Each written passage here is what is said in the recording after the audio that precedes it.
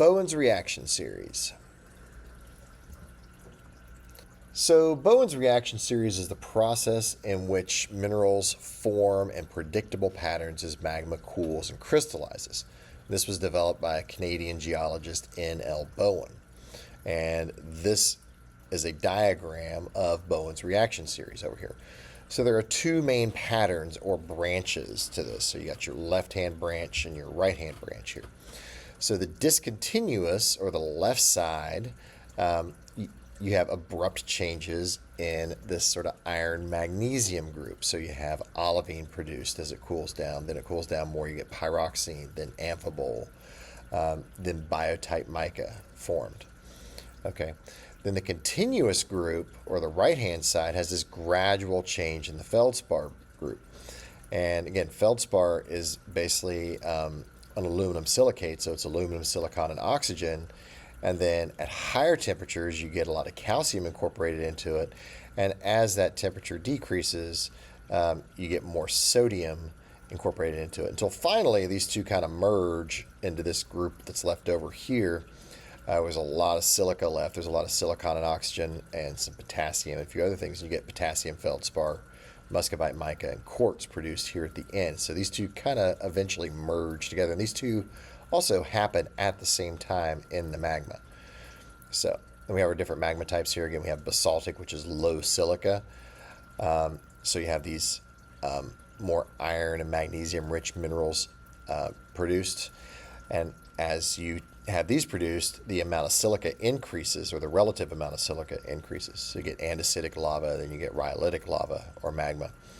Okay, but this is basically Bowen's reaction series. And these are simultaneous crystallization. In other words, these are both happening at the same time. So iron-rich minerals. So the left branch of Bowen's reaction series are the iron-rich minerals. So these minerals undergo abrupt changes as magma cools and crystallizes. So olivine forms first as magma rich in iron and magnesium begins to cool. When the temperature decreases enough, olivine reacts with the magma and is converted into pyroxene. And then as temperatures decrease further, amphibole and biotite mica are produced. Now note that the reactions occur near the outer edges of the crystal. So some of the earlier minerals are still left behind, so they're not all converted. So in other words, so you'd have, say, some olivine produced. Okay, so maybe you got a chunk of olivine here. Actually, let's make it a bigger chunk of olivine. Okay. And then as the magma cools down more, well, that olivine is going to start to react and produce pyroxene. Well, it's going to produce that pyroxene out here on the outer edge of this. Okay, so what that does is then you end up with some in the middle that's left that's still your olivine. Okay, and then amphibole kind of does the same thing. You kind of keep going down the group. So this would happen sort of on the outer edge of this. So you'd end up with a little bit of your previous mineral not reacting because it's kind of shielded or insulated by the new minerals forming and crystallizing. Feldspars. So the right branch of Bowen's reaction series are plagioclase feldspars. And these are the feldspars that start off with being either calcium rich or at high temperatures to sodium rich at low temperatures. Okay, so these undergo continuous changes. Again, the first feldspars to form at high temperatures are rich in calcium. So calcium-rich compositions change to sodium-rich compositions as cooling continues.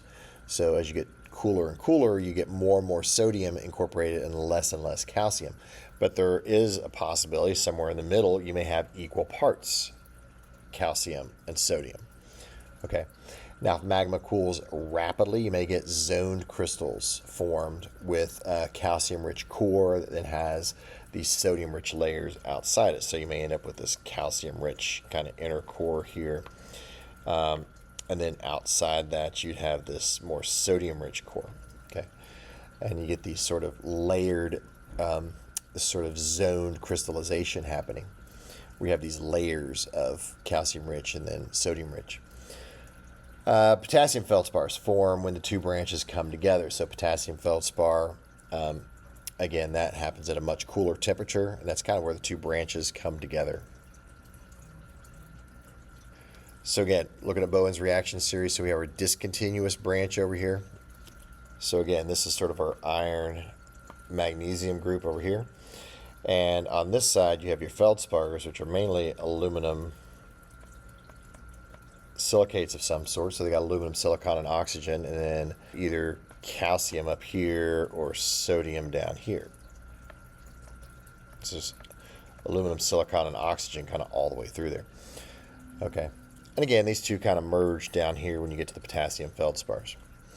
And these occur later at lower temperatures. These occur earlier at higher temperatures. Okay, and that kind of works the same all the way down through there. And again, you have olivine produced on the iron magnesium rich side, or the left-hand side, the discontinuous side. You have olivine produced, and then pyroxene produced, then amphibole, then biotite mica. And again, these two sides are happening at the same time. And if you notice too, it's like you got this sort of light colored here, and this is sort of a gradient. So there could be a spot in the middle here where you have calcium and sodium in equal parts. So questions raised by Bowen's reaction series. So if olivine is converted into pyroxene during cooling, then why is olivine present in some rocks? Shouldn't it all be converted? To answer this, geologists hypothesize that newly formed crystals may be separated from the magma, at which time the chemical reactions stop. So in other words, the olivine crystals would form, and then they are dense enough that they will settle out to the bottom of the magma chamber. Okay. And then on top of that, you would have, say, pyroxene start to form. And it would form right on the edge of this. Okay, so some of that is converted, some of that is shielded, kind of like what we said earlier as far as having maybe little crystals. You have little lumps of, say, olivine formed, and then maybe your pyroxene forms right on the edge of that, so the inner part is shielded and isn't converted. So crystals may settle to the bottom of the magma body. Liquid magma can be squeezed from this crystal mush. This results in two distinct igneous bodies. So it's basically like as this starts to crystallize, it falls out and it's kind of insulated. There's a layer of other crystals, other mineral crystals that separate it from the main magma body and prevent it from all reacting and being converted.